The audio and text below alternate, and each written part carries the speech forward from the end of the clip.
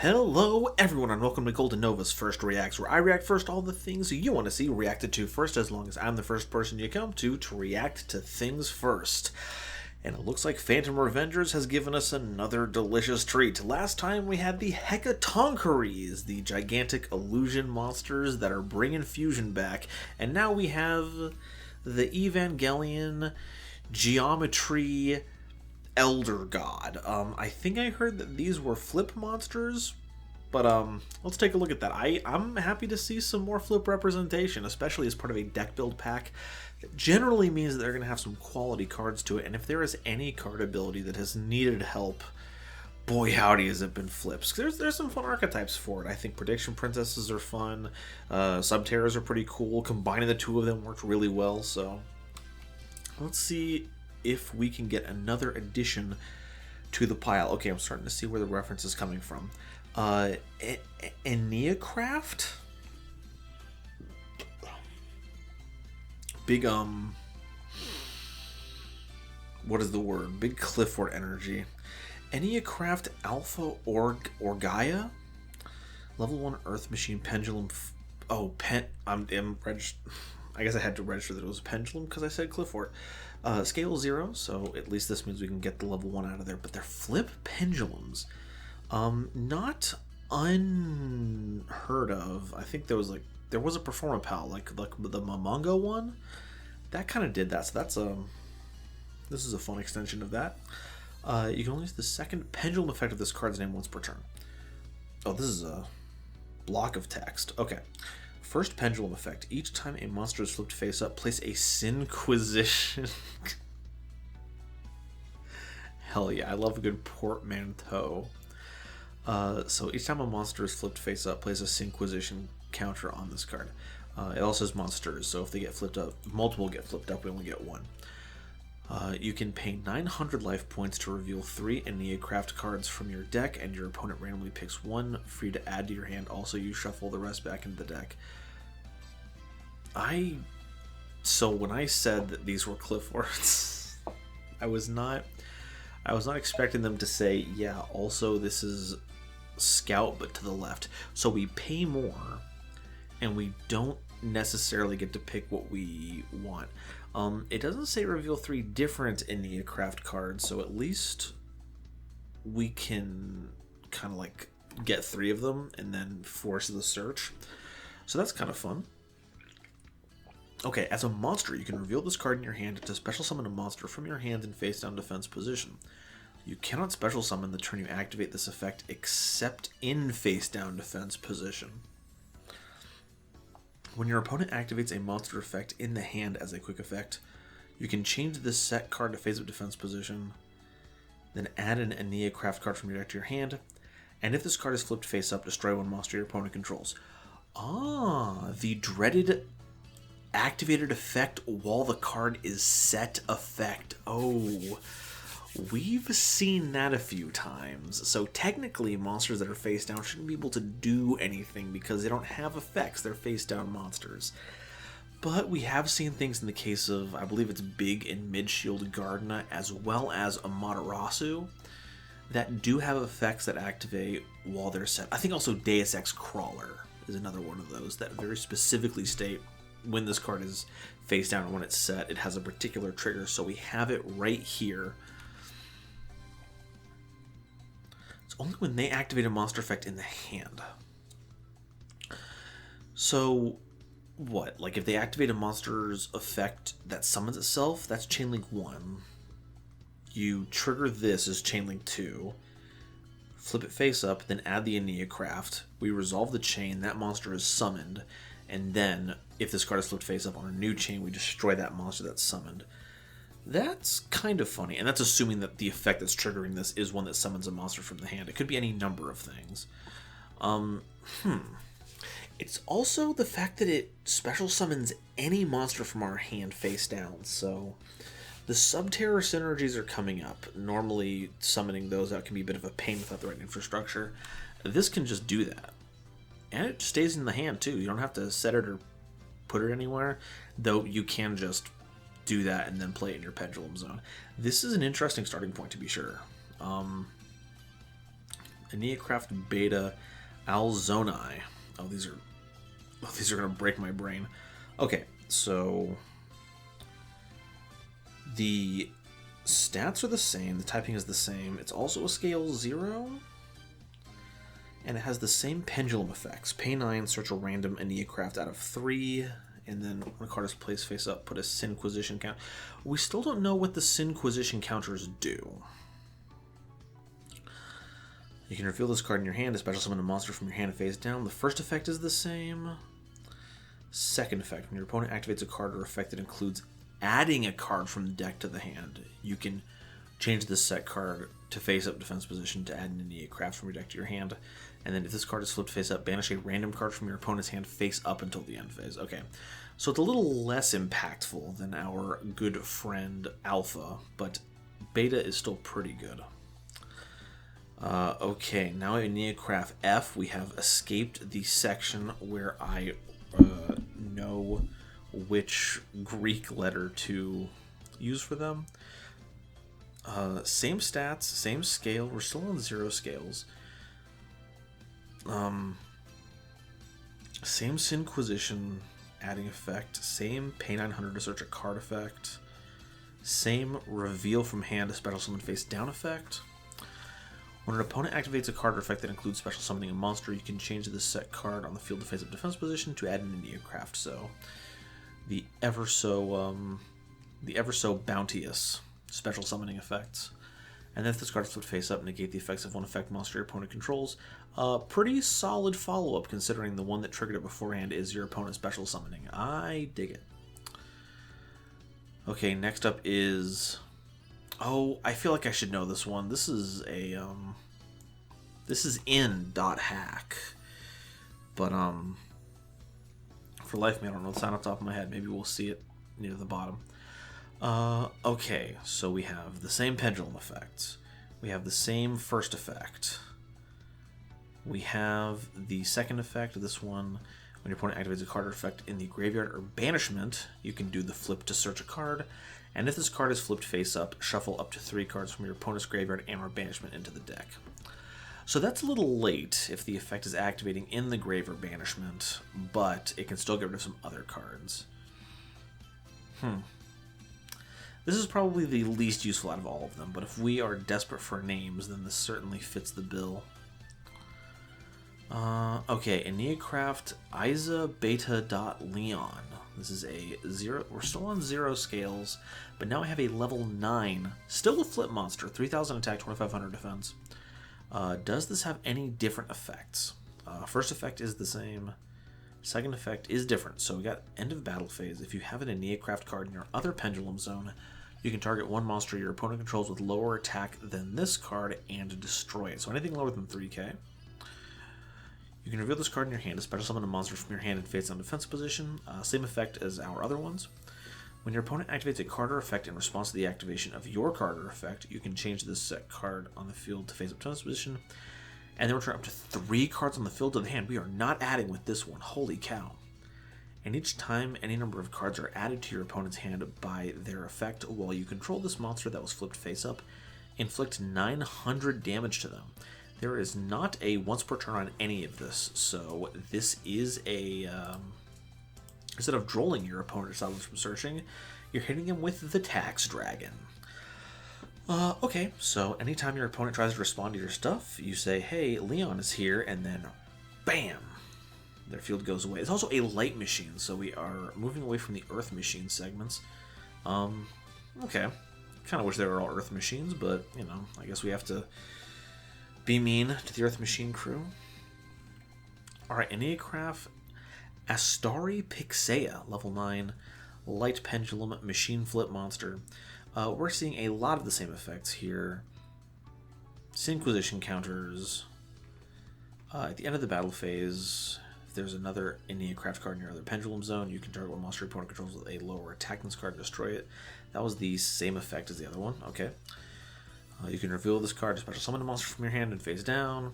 When your opponent activates a card or effect that targets a card that you control as a quick effect, you can change the set card to face up defense position to negate that effect. Then you can banish one random card from your opponent's hand face down. That one's permanent. and your opponent cannot target cards on the field or in the graveyards with card effects while you control this monster that was flipped face up. Oh, that's a powerful effect. It prevents targeting of your own cards, but also your opponent's cards. So if they have anything that requires targeting, they can no longer access that. This is pretty sick. This is a fine boss monster. Okay, Enneacraft Big Ol' Whale.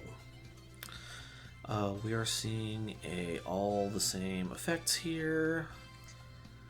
You can reveal this card in your hand to summon it. When your opponent activates a card or effect on the field during your turn as a quick effect, you can change this card to face-up defensive position to negate the activation and destroy that card. So it's an Omni-Negate, but only during your own turn. Also, if this card is flipped face-up, change all monsters your opponent controls to face-down defense position, and their battle positions cannot be changed. They are stuck. That's another effect I really like. It's a kind of a pseudo-negation. You're just kind of shutting them off from doing most anything. You can't link them off, you can't sink them, you can't exceed them. It's a pretty solid way of locking monsters down until you can deal with them. Okay, now it's tail time. Same stats, same spread, same pendulum effects it looks like, yep. It's kind of wild. You're like nuking 2 monsters at the end of every battle phase as long as you have both of these in scale. The in-hand reveal effect. When your opponent activates a card or effect that would destroy any number of cards on the field, you can change this set card to face-up defense position. Monsters and Enneacraft spells that you control cannot be destroyed by card effects for the rest of this turn. And each time any number of monsters are sent to your opponent's graveyard while you control this monster that was flipped face-up, inflict 900 damage to your opponent. That is horrifying. So, while you have this card that's flipped face up, it doesn't matter where the monsters are sent from. As long as they go to your opponent's grave, you're hitting them for more than 10% of their life total. What does it take?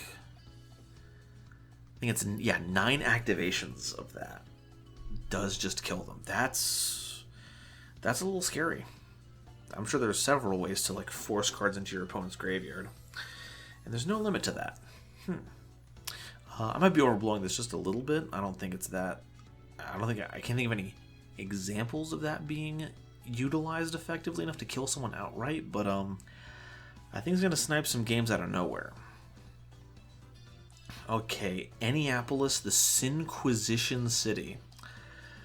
I am so curious what the heck they're talking about with Sinquisition. Are we supposed to expect the flip monster Sinquisition? I don't think so. Alright, this card is always treated as an Enneacraft card. Guess they couldn't just call it an Enneacraft card, but that's fine. This is a searchable target for all of our search effects. First effect, you can target any number of Enneacraft Pendulum monster cards that you control and return them to the hand. That's pretty good. So it says Pendulum monster cards, so we can target the cards in our Pendulum zones too, so we can kind of shuffle them around as need be, so it kind of doesn't matter that they don't have a complete scale. I guess we could find some other Pendulum monsters to do that for us. If an Enneacraft Pendulum monster that you control is flipped face up during the main phase, you can return to the hand or place in the Pendulum zone one of them. We don't want to do that with our level 9 monsters because they have continuous effects that benefit us while they're on the field, so I think this is more for our level 1 monsters. Once per turn, during the end phase, remove all Sinquisition counters from cards you control, and if you do, inflict 900 damage to your opponent for each. Okay, so that's the reason why we have the Sinquisition counters. Each one represents 900 points of damage, and all of them trigger when cards are flipped face up.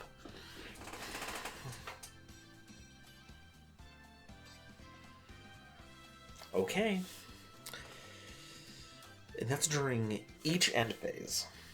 Each end phase. That's potentially very dangerous. Yeah. Because now, the way that we deal damage is not necessarily by attacking our opponent. We can just wait them out. As long as we have Enneapolis, as long as we keep flipping cards, we're accumulating Sinquisition counters, we're burning our opponent. We have things that blast our opponent's monsters so we can deal with them without even attacking them. We have a bunch of interrupting effects that flip cards, which then put more Synquisition counters on things. This is a little scary. Enneacraft Release. You can only activate one card with this card's name per turn. You can place an Enneacraft Pendulum monster from your deck in your Pendulum Zone, and if this card is in your graveyard, except the turn that it was sent there, you can banish it to add a face-up Enneacraft monster from your extra deck to your hands. That's how we recover those, because unless we get a big enough Pendulum monster to put in the other scale, they are stuck in there forever. Some reprint cards are Pot of Forbidden. That makes sense. You can just summon that out of your hand, and then you get all of its effects. Like one of them is like draw 2 cards, one of them is a Raigeki, one of them I think is the Forceful Sentry, so you get to look at your opponent's hand, which is pretty nifty. Spirit of Fall Winds of Stratos for flip monsters. Pinpoint Landing, that's one where it's like you get to draw a card if you special summon exactly one monster from your hand, and if you don't do that, it kills itself.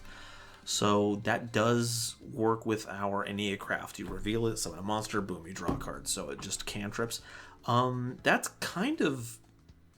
This is like the only deck where this is consistently useful. So I think actually Pinpoint Landing could see some usage. And then Destructive Druma Karma Cannon does reset all of our monsters face down, while presumably making our opponent's life a living hell, because now all their stuff is turned off. And we get to benefit massively. Oh god, yeah, that's going to be wild, right? So, like, if you have 2 Enneacraft in your Pendulum Scales, and you have 5 monsters in your main monster zone, and you individually flip each of them up, each one of your scales is getting a Synquisition counter for that. That's going to be 10 total, and then you go to your end phase, and the field spell just hits you for 9k. I think that that's an outlandish scenario. I don't think that's actually going to happen. But even if you just do 2 of them, then what? That's 4 total. That's 9, 18. That's 36. That's almost half their life points for just 2. That's scary. And we have a bunch of monsters that are not only dealing additional 900 points of damage for free, they're also stable to 3,000, 2,500 defense monsters. Oh,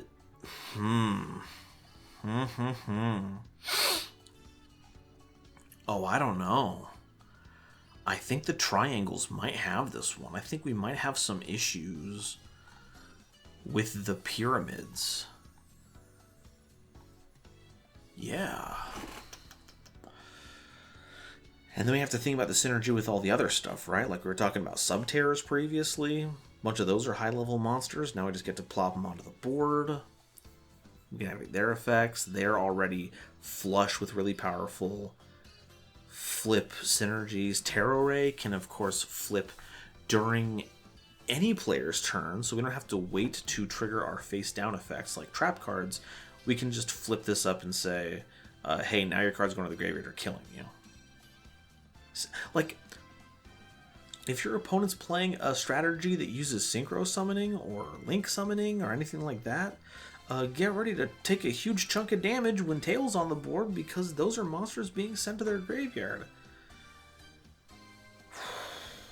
Okay, I think I'm catastrophizing here. I don't think this theme is going to be overwhelming. I think... Because, like, you don't have to reveal the monster that you summon face down. Because you don't have to prove that you're summoning a monster. They don't say the kind of monster you have to summon, and if it's a monster, it should be able to do that kind of stuff. So you can reveal something in your hand, and then summon your monster face down, and it can't change its battle position, but something else can. So you could reveal one of your level 1 monsters, set your level 9s, and they won't know what it is until, bam, guess what? I was actually a trap card the whole time, and now you also have to deal with my Floodgate effect while I'm on board too. I'm trying to think about what the fact that they're pendulum monsters really means for the deck. Aside from just making them like Qliphort clones, in a sense, but oh, they're all level 1s, so 1-for-1 is of course a thing, but there's also Where Art Thou, And we're already paying a bunch of life points. I don't think losing 2,000 is going to mean much more to them. Especially because all of them are super powerful and they all have in-hand effects, so they immediately get you value when you add them. Oh, wow. Okay. Overall, this has got a big watch the heck out warning because, yeah, this has potential with a lot of existing flip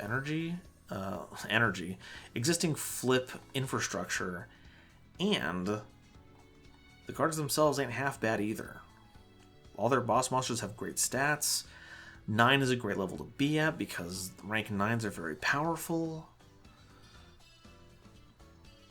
And they can just kill because they did stuff that wasn't attacking, they were just doing control stuff.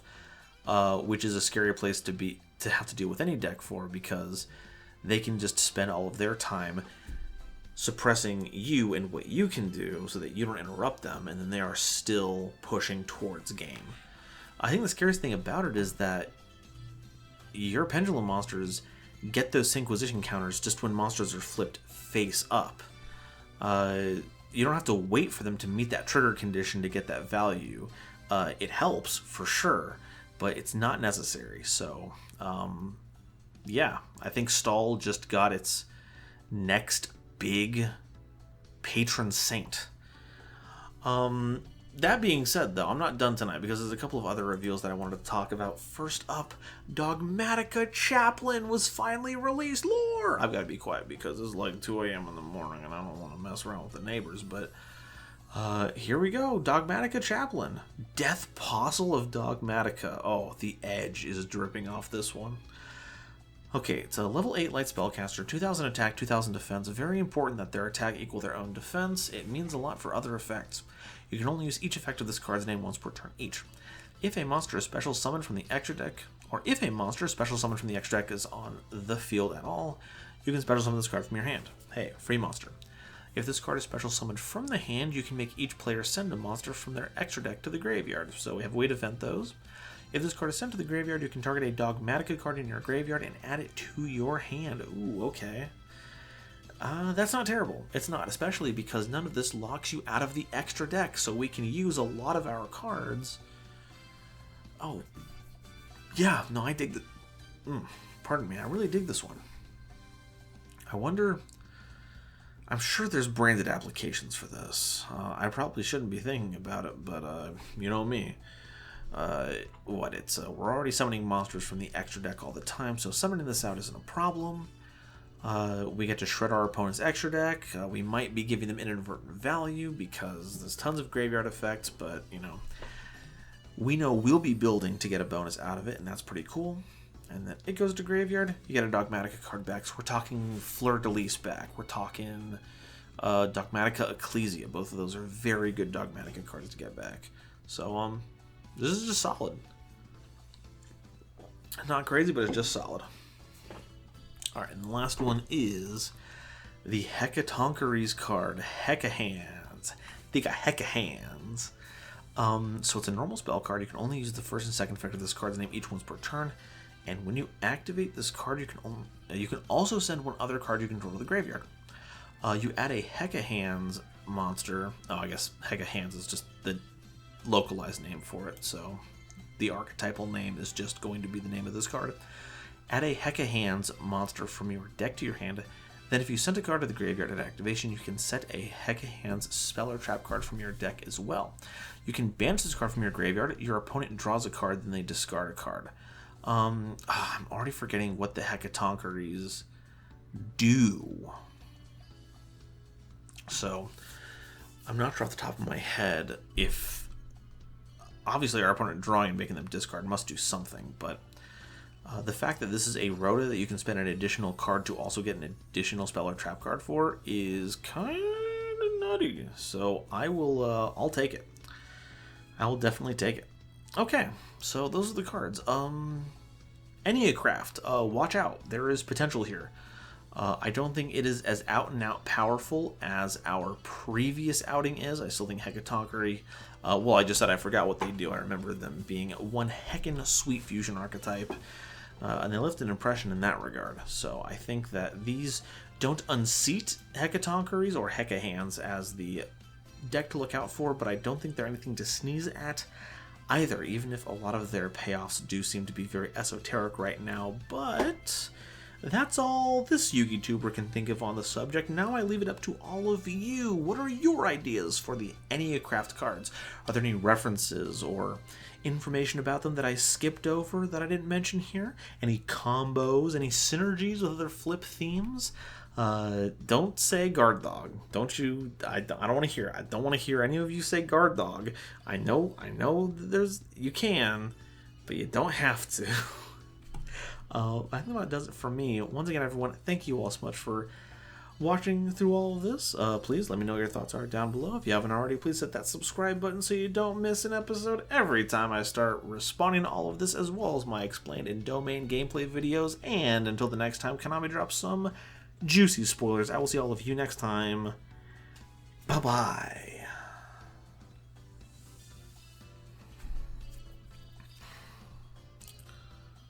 Today's episode is brought to you by Dragon Shield. Get the sleeves as strong as dragon scales and save 5% on your order by using the coupon code GoldenNova at checkout while helping out the channel. It was also brought to you by my lovely patrons, including this month's illustrious Quasar Commander, Upstairs Media, Nebula Navigators, 3rd Dynasty, 50 Gigabytes, Ada Basilisk, Adam Zajdel, Ancient Wizard, Andrew Newman, Battle Axe, Kane Senpai, Chibi Gohan, Christopher Fuss, Clockswork, Comrade Copperbottom, Eric, Frankie, Garland Chaos, Green Knight, Great Big Pillock, Groog, Hairbear, Harry the Ominous Benefactor, Iron Zero, Iskander 711, Carp, Marion James E. Picata, Meme King, Millennia Asta, Muse Clark, Neon Yaminair, Orozco 09096, Panther J, Pat Boos, Rebel King Lucifer, Red Eyes Jackalow, RJ the Jank Monarch, Sonic 21 Blast, the Critic of Innocence, Thievery Coast and the Wizard Moose, Cosmic Crusaders Ally Vatnia, Animasta, Anthrak, a Random Pup, Blitzwolf, Chaz Ghost, Christopher Fuss, again, Chris B, Cool Trainer Dark, Dr. Entity RIP, EB Channel, Eki Bullock, Eva Padilla, Herbal D, Inblink, Julian Marquez, Kale the Dragon, Lobomaru02, Manga Pages, Natiel Lee Alexander, Nitromo, Not Al Gore, Obsidian, Pombo, Rhyme Kairos, Shizuka Nijimura, Simic Toadstool, Sir Knight JCB, Sphilia, Stephen Huntsman, Stephen Williamson, The Legendary Raven, The Phantom Knights of Shitted Pants, The Queen of Time, The Gene, Tiger X2476, Tristan O'Meara and Zaldrucka, as well as all the lovely Starlight Explorers you see on screen now. If you'd like to help me in my journey to cover all of Yu-Gi-Oh's archetypes, get my videos early, be a part of these credits and other awesome perks, it would mean the world to me if you would check out the link to my Patreon in the description or consider joining as a YouTube member.